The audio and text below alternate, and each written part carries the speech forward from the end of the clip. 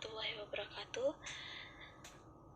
Saya Salsabila Naira Ramadhani. Saya akan menjelaskan tentang bentuk dan prinsip kedaulatan negara Republik Indonesia. Negara Indonesia adalah negara yang berdasarkan atas kedaulatan rakyat.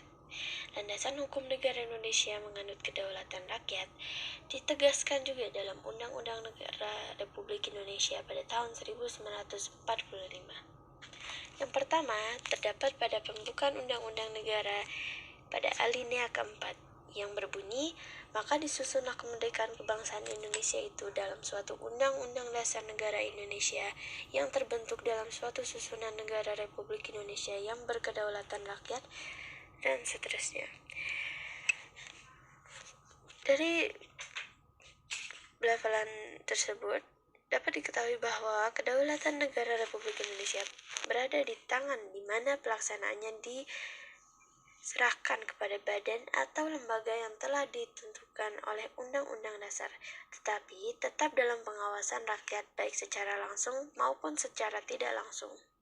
Landasan hukum yang kedua berada pada Pasal 1 ayat kedua Undang-Undang Negara Republik Indonesia yang menegaskan kedaulatan berada di tangan rakyat dan dilaksanakan menurut Undang-Undang Dasar. Undang-undang tersebut dijadikan dasar dan rujukan utama dalam menjalankan kedaulatan rakyat yang mengatur dan membagi pelaksanaan kedaulatan rakyat kepada rakyat sendiri maupun kepada badan atau lembaga negara. Selain menganut teori kedaulatan rakyat, Indonesia juga dipertegas dengan kedaulatan hukum sehingga semua warga negara kedudukannya sama di mata hukum. Selain itu, kekuasaan tugas dan wewenang lembaga negara dilaksanakan sesuai dengan perundang-undangan yang berlaku.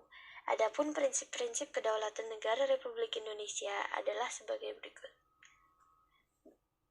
Yang pertama, negara Indonesia adalah negara kesatuan yang berbentuk republik. Kedua, kedaulatan berada di tangan rakyat dan dilaksanakan menurut Undang-Undang Dasar. 3. Negara Indonesia adalah negara hukum. 4.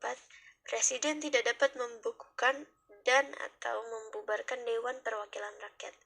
5. Menteri-menteri diangkat dan diberhentikan oleh Presiden. 6.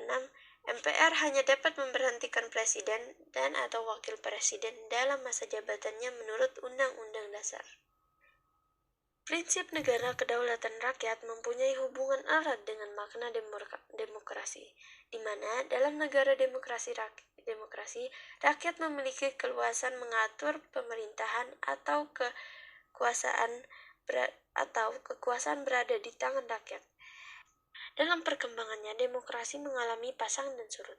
Hal ini ditandai oleh adanya beberapa istilah demokrasi yang menunjukkan bentuk pelaksanaan sistem pemerintahan demokrasi di suatu negara.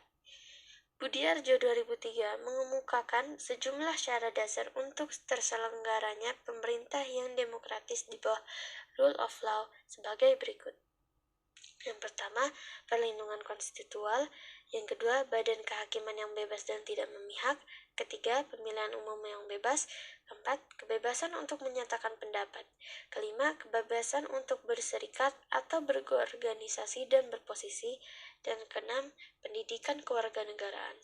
Negara Indonesia adalah negara yang berdasarkan demokrasi Pancasila.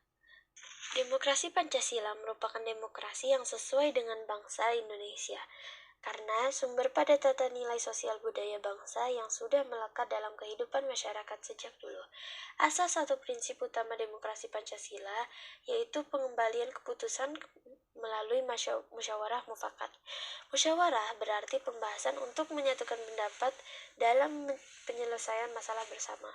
Mufakat adalah sesuatu yang telah disetujui sebagai keputusan berdasarkan kebulatan pendapat. Jadi, musyawarah mufakat berarti pengambilan suatu keputusan berdasarkan kehendak orang banyak atau rakyat sehingga tercapai kebulatan pendapat.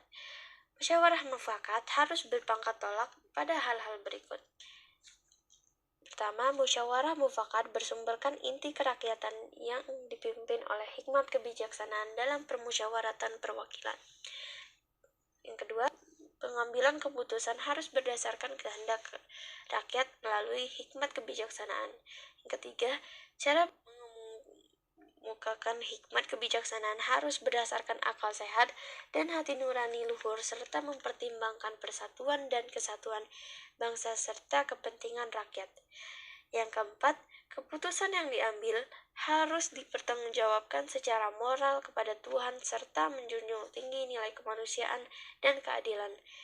Dan yang kelima, keputusan harus dilaksanakan secara jujur dan bertanggung jawab.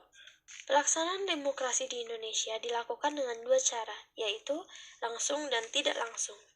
Contoh pelaksanaan demokrasi langsung adalah pelaksanaan pemilihan presiden dan wakil presiden, pemilihan kepala daerah dan wakil kepala daerah, serta pemilihan kepala desa.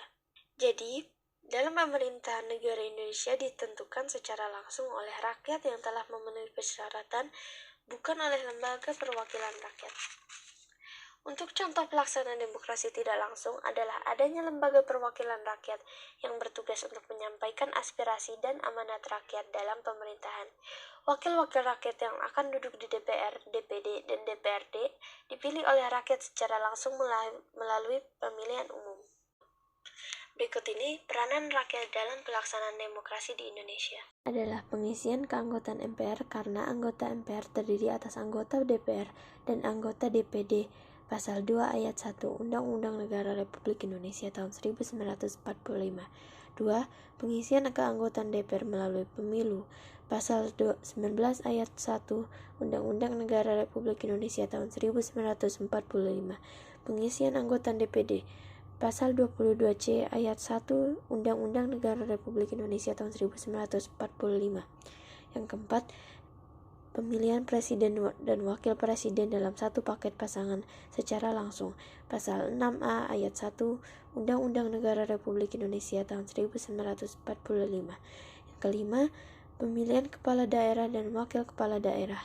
Undang-Undang Nomor 23 tahun 2014. Adapun perwujudan kedaulatan rakyat dan demokrasi, salah satunya adalah pemilu. Berikut ini asas-asas pemilihan umum berdasarkan Undang-Undang Nomor 7 Tahun 2017. Yang pertama ada langsung.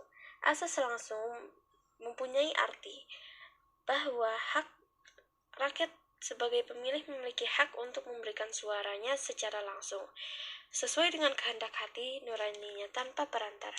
Yang kedua ada umum. Asas umum mengandung arti bahwa semua warga negara yang telah memenuhi syarat sesuai dengan aturan perundang-undangan berhak mengikuti pemilu. Yang ketiga ada bebas. Memiliki makna bahwa semua warga negara yang memiliki hak dalam pemilu memiliki kebebasan menentukan pilihannya tanpa tekanan dan paksaan dari siapapun. 4. Rahasia. Adanya jaminan bahwa para pemilih yang melaksanakan haknya dijamin pilihannya tidak akan diketahui oleh siapapun dengan jalan apapun. Yang kelima, jujur. Asas jujur memiliki makna bahwa semua pihak yang terkait dengan pemilu harus bersikap dan bertindak jujur sesuai dengan aturan undang-undang yang ada. Dan yang terakhir adalah adil. Asas adil menjamin bahwa setiap pemilih dan peserta pemilu mendapatkan perlakuan yang sama, serta bebas dari kecurangan pihak manapun.